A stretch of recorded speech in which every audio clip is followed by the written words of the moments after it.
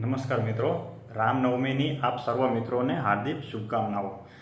મિત્રો, આજે વાત આપણે પોતાના માટેની કરીએ છીએ। આપણે પોતાનું જિંદગીની અંદર રિટાયરમેન્ટ લેવું એ બધાનું સપનું હોય છે કે જલ્દી જેમ બને એમ રિટાયરમેન્ટ થઈએ, કોઈ ચિંતા ના રહે, આર્થિક રીતે સ્વતંત્ર થઈએ, આપણે જ્યાં ફરવું હોય ત્યાં ફરવા જઈ શકીએ, આપણે ઘરનું મકાન લઈ શકીએ, આપણા છોકરાઓ સારી સ્કૂલમાં સારી કોલેજોમાં ભણે, એ લોકોને ગ્રેજ્યુએટ કરીએ, એમને સારા ઉચ્ચ અભ્યાસ માટે બહાર મોકલવો હોય તો મોકલી શકીએ।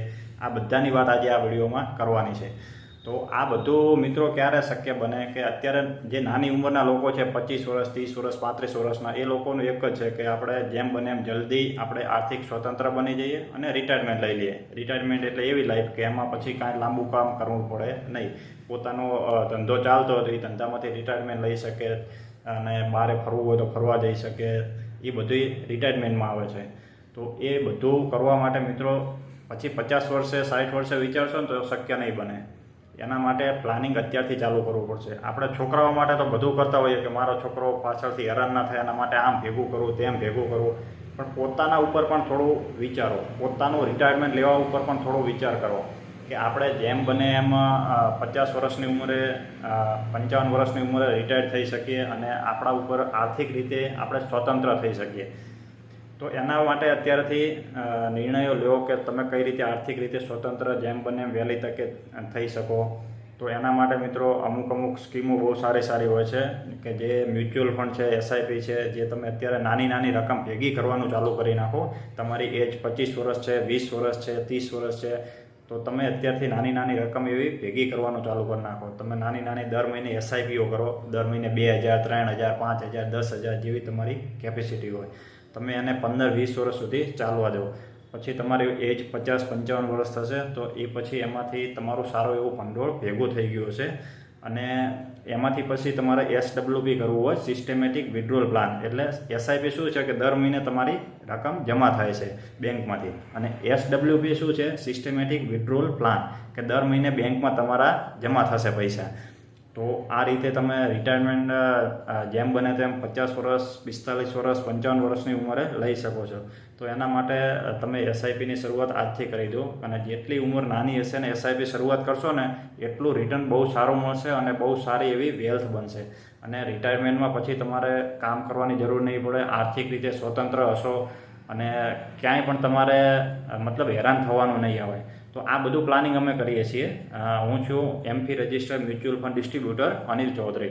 આપણે ભાભર ઓફિસ છે, ભાભર આપણે કેટલાય લોકોનું પ્લાનિંગ કરેલું છે, એસઆઈપીઓ અનેક લોકોની આપણી પાસે ચાલુ છે। આપણે થરાદમાં ચાલુ છે, દિયોદરમાં ચાલુ કરી છે, ભાભરમાં ચાલુ છે, ગઈકાલે આપણે પાલનપુરમાં હતા તો પાલનપુરમાં પણ એસઆઈપીઓ ચાલુ કરેલી છે। તો બધી જગ્યાએ આપણી પાસે એસઆઈપીઓ ચાલુ છે અને બધા લોકોને એવી રીતે અમે સમજણ આપી છે કે તમે બીજા માટે તો બધું કરો છો પણ પોતાના માટે કરો। હવે પોતાના માટે કઈ રીતે કરવું એ બધું પ્લાનિંગ ચાલુ કરો તમે। તો હું ડિસ્ટ્રીબ્યુટર છું, તો તમારે દરેક કંપનીઓ આપણી પાસે અવેલેબલ છે। એસબીઆઈ મ્યુચ્યુઅલ ફંડ છે, એચડીએફસી છે, આઈસીઆઈસીઆઈ છે, બધી આપણી પાસે ઉપલબ્ધમાં છે। તો તમારે સારું એવું પ્લાનિંગ કરવું હોય એસઆઈપી માટેનું, રિટાયરમેન્ટ માટેનું, તો અમે તમને કરી આપશું। તો જેમ બને એમ જલ્દી તમારું પ્લાનિંગ ચાલુ કરો અને રૂબરૂ મુલાકાત લો। દરેક વિડીયોમાં આપણે જણાવ્યું છે કે આપણું એડ્રેસ ભાભર તિરુપતિ માર્કેટ, અર્બુદા જંકશનની પાછળ આપણે ઓફિસ છે, એસી ઇન્વેસ્ટમેન્ટ।